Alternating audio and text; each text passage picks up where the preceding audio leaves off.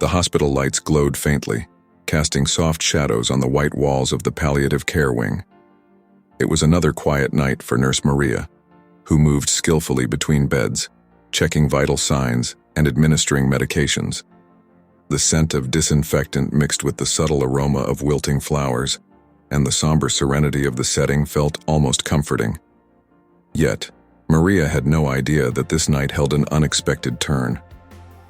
When she reached Dona Ana's room, an elderly woman with white hair and wrinkled skin, Maria found her gazing out the window. The moonlight illuminated the old woman's face, highlighting the features of a life full of stories, and perhaps regrets. Maria smiled, greeting her softly, but Dona Ana's response was startling. "Maria," the old woman said, her voice trembling but clear, "tell my son I'm dead." A chill ran down Maria's spine. The woman's words felt heavy like an echo of hidden suffering.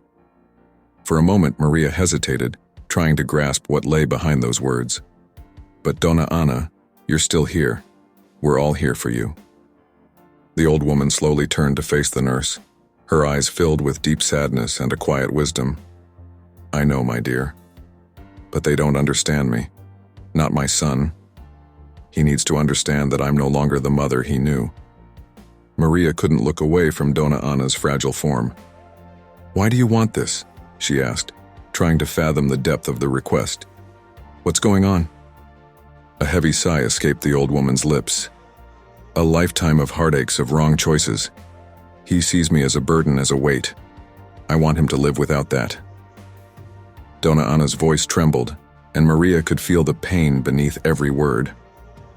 "But you still have time," Maria insisted, her voice tinged with concern. "Things could change, you two could reconcile." Dona Ana shook her head, a gesture that felt more like a farewell than an agreement. "Sometimes the greatest act of love is to let go, and that's what I want to do. Tell my son I'm dead. He needs to live free." Maria fell silent, absorbing the words that hung in the air like a dense cloud. The fragility of life and the complexities of family ties ran deeper than she had ever imagined. The nurse felt torn between the desire to help and the need to respect the woman's decision. The night had turned into a maze of emotions, and Dona Ana's request echoed in her mind. In that moment, Maria realized that life and death were more than just states of being. They were also about how we live and how we let go. Dona Ana's request had become a riddle to solve, a question that would affect not only the elderly woman, but also her son, and in some way, Maria herself. As Maria continued her shift, Dona Ana's words lingered in her thoughts. The hospital, once a place of routine care, now felt like a silent prison where ethical and emotional dilemmas weighed heavy on her mind. Every step down the cold corridors seemed heavier, as if the choice she had to make was stuck to her shoes, dragging behind her. "Tell my son I'm dead." The phrase swirled like a storm in her head. Maria had worked in hospitals for years, dealing with countless patients in delicate situations. But this request touched something deep within her. It was an unusual, almost cruel request. Yet beneath it, there was a sincere desire for release, both for the old woman and her son. Should she grant the request? As a nurse, her job was to care, to ease pain and comfort patients in their final moments. But this was beyond her understanding of duty. She wondered if there was room for compassion in this situation, or if following protocol was the only safe path. After all, what could happen if the truth was twisted in such a way? Deep down, something unsettled Maria. Thinking about Dona Ana's pain brought up memories of her own family conflicts, the uncomfortable silences, the unspoken words that, once lost to time, could never be retrieved. Perhaps, in some way, Dona Ana wanted to give her son a chance to start over, to free him from something he couldn't let go of. Maria recalled the deep lines on the elderly woman's face, the profound weariness in her eyes, a life measured not just in years, but in regrets and losses. The dilemma weighed on Maria's chest like a stone. How could she reconcile her professional duty with what seemed to be a dying mother's final wish? To honor the request would mean breaking with her responsibilities, but to ignore it felt equally inhumane. Sitting in the break room amidst the soft chatter of her colleagues, Maria held her cup of coffee but couldn't bring herself to take a sip. The tension was tight in her throat. She knew she had to make a decision, but it wouldn't come easily. Donna Ana's request had placed her in a moral maze where no clear exit was in sight, and with each passing second, the weight on her conscience grew heavier. Maria's unease wouldn't let her rest. Donna Ana's face, etched with time and sadness, remained vivid in her mind. Determined to understand more about the request that was tormenting her, Maria discreetly began asking her colleagues questions and looking through Donna Ana's medical file. She knew she needed to learn more about the old woman's past to perhaps find an answer. It was during a conversation with one of the nursing aides, Donna Lourdes, that she first heard the name that would change everything: Gabriel. Lourdes, who had worked at the hospital for years and knew the patient's stories well, revealed that Donna Ana had a son, but they hadn't spoken in a long time. A deep rift had separated them, though the details were unclear. "It's been years since she's seen him," Lourdes said with a sigh. "I heard they had a terrible fight. She never talked much about him, but I always knew there were deep wounds." Gabriel. A name that seemed to carry the weight of a lifetime of regrets. Maria felt a tightness in her chest as she learned of the estranged son. That simple piece of information completely changed the way she viewed Donna Ana's request. What had once seemed like an eccentricity of an old woman nearing death now appeared to be a desperate attempt to close the chapter on a painful story. The request to tell my son I'm dead now felt like a final declaration, a decision shaped by a history she barely knew, but one laden with emotions and wounds. Maria wondered what it all meant. Gabriel wasn't just an absent son. He was part of a dark past that Donna Ana carried with her into her final days. The silence between them seemed as loud as the words they had never spoken. Had Gabriel abandoned his mother? Or had Donna Ana pushed him away? And now, that harsh request, so strong and cruel, was it her final word on their relationship? Perhaps it was a plea for forgiveness disguised as vengeance. The revelation deepened Maria's dilemma. How could she fulfill her role as a caregiver in the face of such unresolved hurt and misunderstandings? She looked down the hallway leading to Donna Ana's room and wondered, should she allow the old woman to leave this world with this rupture? Or try in some way to mend what time had broken? The night crept slowly through the hospital, and Maria couldn't escape the whirlwind of thoughts that haunted her. Donna Ana's condition was worsening with each passing day, time slipping through her fingers, and the nurse knew she couldn't delay her decision any longer. The request, "Tell my son I'm dead," weighed heavily on her mind and heart, pressing against her with each passing moment. As Maria walked the empty hallways, the dilemma deepened with every step. How could she deny the old woman her final wish? Yet how could she grant such a harsh request without even trying to repair the broken bond between mother and son? The line between professional duty and her own compassion grew thinner by the minute. There was something more to this, a tangled web of emotions that made her hesitate, and the decision of how to proceed wasn't coming easily. After many hours of reflection, Maria made the decision that would alter the course of Donna Ana's final days. She knew she couldn't simply ignore the request, but she also couldn't let the story end without attempting some form of reconciliation.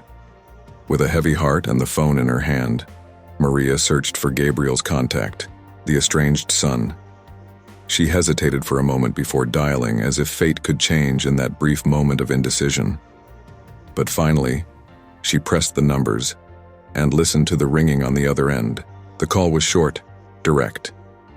Gabriel, upon hearing the news of his mother, remained silent for a few moments, his breathing heavy over the phone. "My mother is dying?" he asked, his voice laced with both surprise and disbelief. Maria felt the weight of his question and tried to stay calm. "Yes," she replied, her voice carrying a quiet sadness. "She's terminal, and she asked me to tell you that. She doesn't want to see you anymore." The silence that followed was deafening. Maria could almost hear the slow, heavy breathing on the other end, the echo of unspoken words. She fought the urge to change the direction of the conversation, to give the story a second chance. but something inside her told her that Dona Ana deserved the respect of her final wish, as harsh as it was. After several seconds of silence, Gabriel muttered something Maria couldn't immediately understand. Perhaps it was pain, regret, or even anger. "I'll go," he finally said, his voice trembling but firm. "I need to see her one last time." Maria hung up the phone with a mix of relief and uncertainty. She didn't know how the meeting between mother and son would unfold, but she knew she had done what she could. The decision had been made, and now all that was left was to wait and see the outcome of a story seemingly shaped by a lifetime of unresolved silences and pain. Maria felt nervous as she waited for Gabriel in the hospital lobby. The silence in that place felt even heavier as she rehearsed in her mind the conversation she would have with him. When she finally saw him walk in, her heart sank. Gabriel was tall, with a deep gaze and slow steps. As if he were carrying the weight of many lives on his shoulders, he paused at the door for a moment, taking in the surroundings, clearly uncomfortable.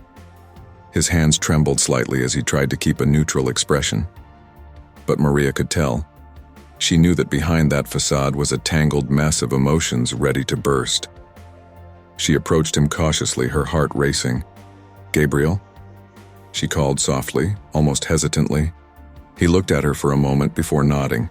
His eyes were tired, as if they had seen too much over the years. "I'm Maria, your mother's nurse.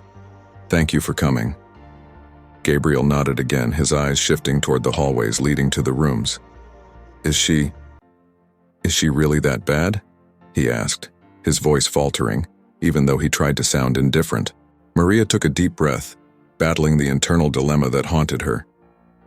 She knew what Dona Ana had asked, but she also sensed the burden Gabriel carried in his heart.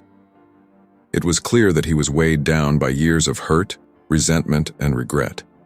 The kind of pain that eats away at a person, leaving only a hard shell on the outside. "Yes, she is," Maria replied, her voice steady but compassionate. "Her condition is serious. She's fragile, but..." She made a very specific request. Gabriel frowned, clearly confused.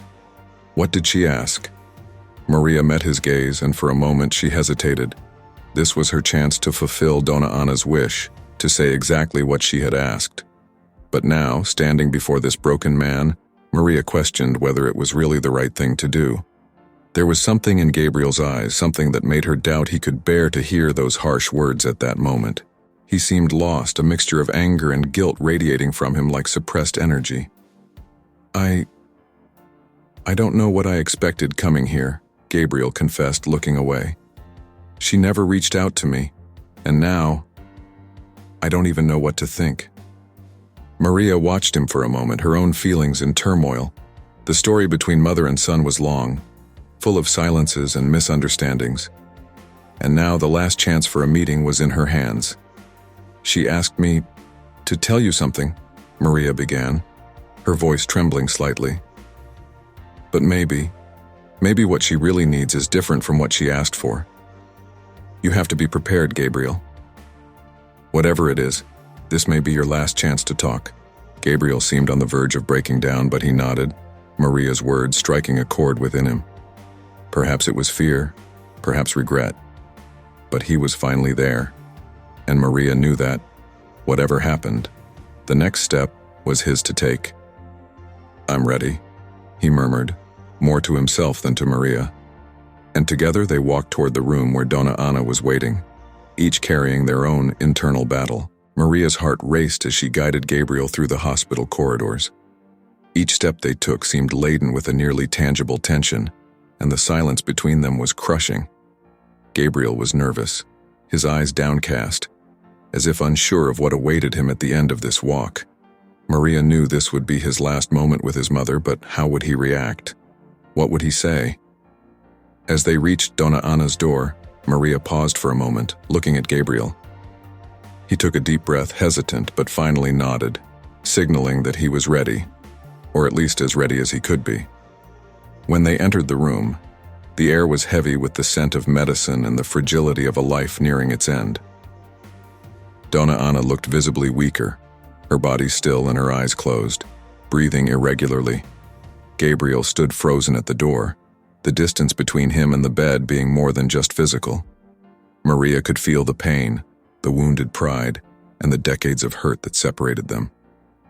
Without saying a word, he took a step forward and, in a quiet voice, called, "Mother?" Donna Ana slowly opened her eyes as if fighting against time. She looked at Gabriel, and a faint, almost imperceptible smile formed on her lips. The tension in the air was suffocating, but surprisingly, Gabriel stepped closer.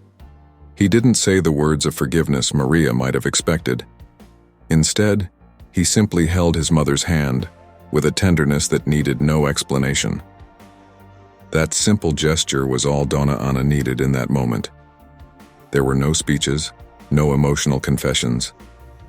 Just a son's hand touching his mother's, a gesture that at last spoke for all the years of silence. Donna Ana's final breaths were almost imperceptible, as if each exhale was a whisper of what had once been a life full of stories, love, and heartache. Gabriel couldn't look away, his mother's hand firmly held between his fingers as the silence deepened around them. Donna Ana's expression was serene, as if she had finally found the peace she had longed for. With a last breath, her body relaxed, and Maria felt time stand still.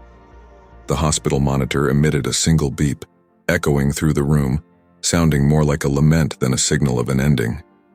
Gabriel began to cry, the tears falling uncontrollably. He leaned forward, resting his forehead on his mother's hand. "I'm sorry, Mom," he whispered, his voice breaking. "I'm really, really sorry." Maria, standing quietly in the corner of the room, watched the intimate moment, her heart heavy, but also touched by a profound sense of understanding. Donna Ana's life had come to an end, but the connection she had forged with her son in that final moment was undeniable. Maria realized that the actions we take, even those that seem small or insignificant, can have unimaginable impacts on the lives of those around us. As Gabriel said his goodbyes, Maria reflected on her own journey. Donna Ana's request had challenged her, forcing her to look inward and question her beliefs about compassion and responsibility. The power of empathy had led her down a path that changed not only Donna Ana's life but her own as well. As she left the room, the weight of sadness and relief mingled in her heart, a reminder that even in pain, there is beauty in reconciliation. Maria's shift was finally coming to an end. She walked down the silent hospital corridor, each step feeling as if she carried the weight of the world. The familiar scent of disinfectant mixed with the distant echo of whispered conversations and the rhythmic beeping of monitors. But tonight, everything felt different. What had once been a mechanical routine now pulsed with new meaning. As she passed the palliative care wing, Maria glanced into the rooms where patients slept or dreamed, each holding their own stories. She remembered Donna Ana's frailty, Gabriel's pain, and the depth of emotions that surfaced in that final encounter. The fragility of life and the impact of choices became clearer to her, as if a light had been turned on in her consciousness. Maria stopped in front of a window and gazed at the city lights beyond. The stars shimmered with an intensity that seemed to reflect the hopes and fears of all those who had passed through her care. She thought about the responsibility she had as a nurse, not just to care for her patients physically, but to listen and understand the nuances of their emotions.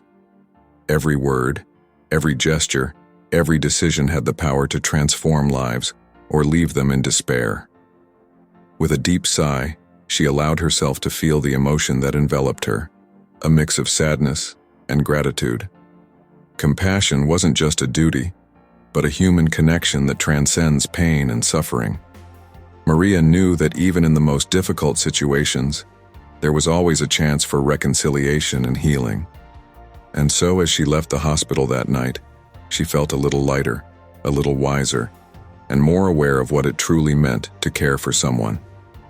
Life, with all its complexities, continued to surprise her every day, and that filled her with hope. What would you do in Maria's place? Would you let Donna Ana die without seeing her son, or would you have called Gabriel for one last visit? Leave a comment below to tell us what you would do, and don't forget to like and subscribe to the channel, and press the bell icon so you don't miss any stories like this.